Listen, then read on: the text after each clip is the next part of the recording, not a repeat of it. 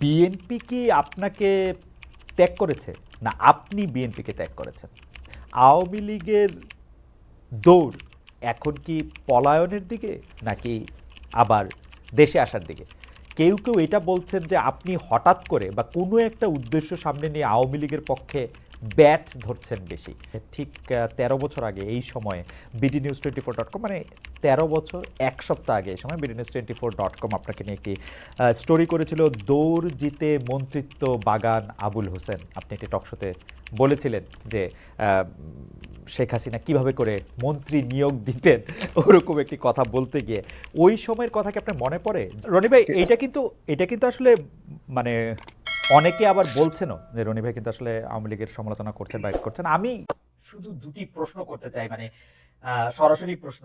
একটি প্রশ্ন হচ্ছে যে বিএনপি কি আপনাকে ত্যাগ করেছে, না আপনি বিএনপিকে ত্যাগ করেছেন? এটা হচ্ছে বিএনপি না, আমি আমি আসলে মূলত 2018 সালে হ্যাঁ। বিএনপির হয়ে নির্বাচন করেছি। হুম।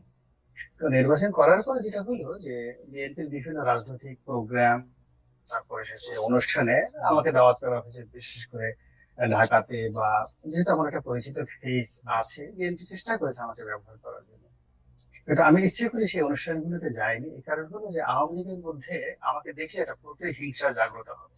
যেমন ধরুন বরিশালে একটা প্রোগ্রাম হতো, তো যারা বিএনপির পরীক্ষিত দীর্ঘদিনের যে নেতা কর্মী রয়েছে তারা সেখানে গেল, কিন্তু আমি বললাম বলে রনি যদি বরিশালে যাই, একেবারে ডাইরেক্ট ওখানে ছাত্রলীগের ছেলেরা ফায়ার করে দিত, গুলি করে দিত। এটা বিএনপি সামাল দিতে পারতো না, আমাকে এও সামাল দিতে পারতো না। ফলে এই জিনিসটা আমি জনাব তারেক রহমান সাহেবের সাথে খোলামেলা আলোচনা করেছি যে আমি যদি যাই, আলটিমেটলি আমার কোনো উপকার হবে না, আপনারও সেটা সামাল দিতে পারবে না, অনুষ্ঠানটা পণ্ড হয়ে যাবে। তার চেয়ে বরং আমি পার্টিকে যেটা আমার ইন্টেলেকচুয়াল লেভেলে যেটা আমি পারি, আই ক্যান টক, তারপর আই ক্যান রাইট, এই জায়গাটাতে আমি আপনাকে যতটা সবার সাহায্য সহযোগিতা করবো, এবং সেই জিনিসটা আমি কিন্তু করে যাচ্ছি। এখন আমি আমার মতো করে যাচ্ছি, এটাকে বিএনপি কিভাবে ওন করছে, কিভাবে এনজয় করছে, কিভাবে রিগ্রেট করছে, আসলে আমি এটা জানি না খালিদ ভাই। এর কারণ হলো আমার জীবনের সেই প্রথম থেকে একেবারে আমি আই স্টার্ট মাই ক্যারিয়ার 1986। আমি শুধুমাত্র কাজ করে গেছি, আর কাজের ফলাফল গুলো আমার পিছনে পিছনে ছুটেছে। আমি কোনো ফলাফল টার্গেট করে কখনো কাজ করিনি। তার ঠিক ১৩ বছর আগে এই সময়ে BDNews24.com, মানে ১৩ বছর ১ সপ্তাহ আগে এই সময় BDNews24.com আপনাকে নিয়ে একটি স্টোরি করেছিল, দৌড় জিতে মন্ত্রিত্ব বাগান আবুল হোসেন। আপনি একটি টকশোতে বলেছিলেন যে আহ, শেখ হাসিনা কিভাবে করে মন্ত্রী নিয়োগ দিতেন, ওরকম একটি কথা বলতে গিয়ে ওই সময়ের কথা কি আপনার মনে পড়ে যে এখন আপনি ওই সময় বলেন না এরকম কোনো কিছু আমাদের বলতে চান কিনা, একটু জাস্ট দর্শকদের ওয়ার্ম আপ করার জন্য? কিন্তু আমাদের মূল প্রশ্ন হচ্ছে আওয়ামী লীগের দৌড় এখন কি পলায়নের দিকে, নাকি আবার দেশে আসার দিকে? কেউ কেউ এটা বলছেন যে আপনি হঠাৎ করে বা কোনো একটা উদ্দেশ্য সামনে নিয়ে আওয়ামী লীগের পক্ষে ব্যাট ধরছেন বেশি। আপনি যদি আপনার কাছে আমাদের অনেক প্রশ্ন রয়েছে, অনেক প্রশ্ন মঞ্জু ভাইয়ের কাছেও রয়েছে, আপনি যদি একটু আমি আমি খুব সংক্ষেপে বলি এক একটা একটা করে। প্রথমত, আমার শরীরটা ভালো যাচ্ছে না। এর কারণ হলো সেই আমি আসলে 2001 সন থেকেই স্রোতের বিরুদ্ধে চলছি। 2001 থেকে 6 পর্যন্ত যেহেতু আমি আওয়ামী লীগ করতাম, ওই সময় ব্যবসা বাণিজ্য আমার এখনের চেয়ে অনেক ভালো ছিল। ফলে বিএনপির যাকে বলা হয় জুলুম বলেন, অত্যাচার বলেন, থ্রেট বলেন, হয়রানি বলেন, ওটা আমাকে পোহাতে হয়েছে। আমি যেহেতু 2001 সন থেকে ইলেকশন করার জন্য চেষ্টা করছিলাম। 2 নম্বরে হলো যে পরবর্তী যখন 111 হলো, তখন আমি আর একটা ধারা খেলাম। 111 সময়ও যারা মঈনুদ্দিন ফখরুদ্দিন, তাদের যন্ত্রণায় ছিলাম। তারপর যখন আওয়ামী লীগ এলো, এর মধ্যে আমার যেন কি একটা হয়ে গেল।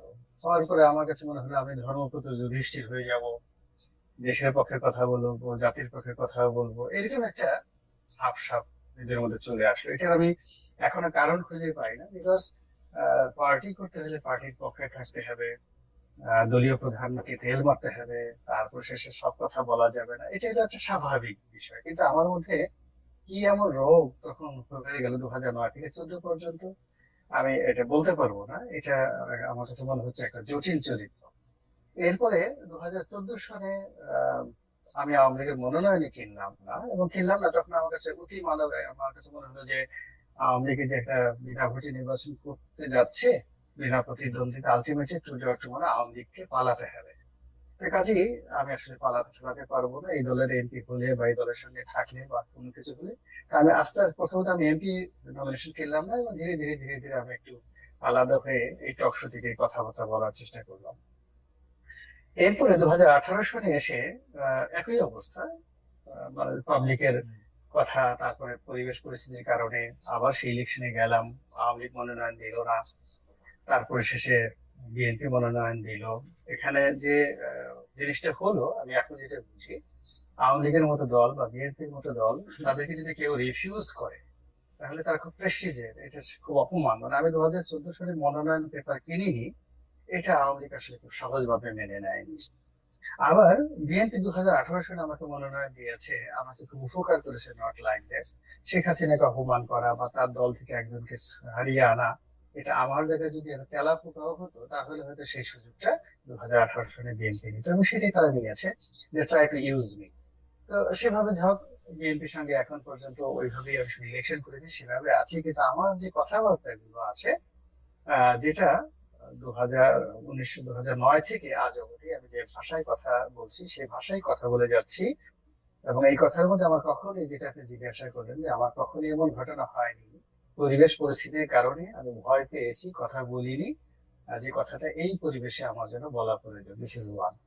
সেকেন্ড থিং হলো, এই 5 তারিখের পরে আমি প্রথম যে 72 ঘন্টা দেখলাম, তো এখন হয় কি, দীর্ঘ সময় যেহেতু রাজনীতির সঙ্গে আছি, তারপরে রাজনীতির বাইরে আবার একটু লেখালেখি করি, আবার এই যে আপনাদের সঙ্গে টকশো করার কারণে সমাজের বিভিন্ন শ্রেণী পেশার মানুষের সঙ্গে যে দেখা সাক্ষাৎ মেলামেশা হয়, এই কারণে হয় কি, রাজনীতির যেটা অঙ্ক আছে, রাজনীতির যেটা জ্যামিতি আছে, তারপরে যে রাজনীতির একটা ফিজিক্স আছে, কেমিস্ট্রি আছে, এই জিনিসগুলো কিছুটা হলে আমার মধ্যে সেটা এসে যায়।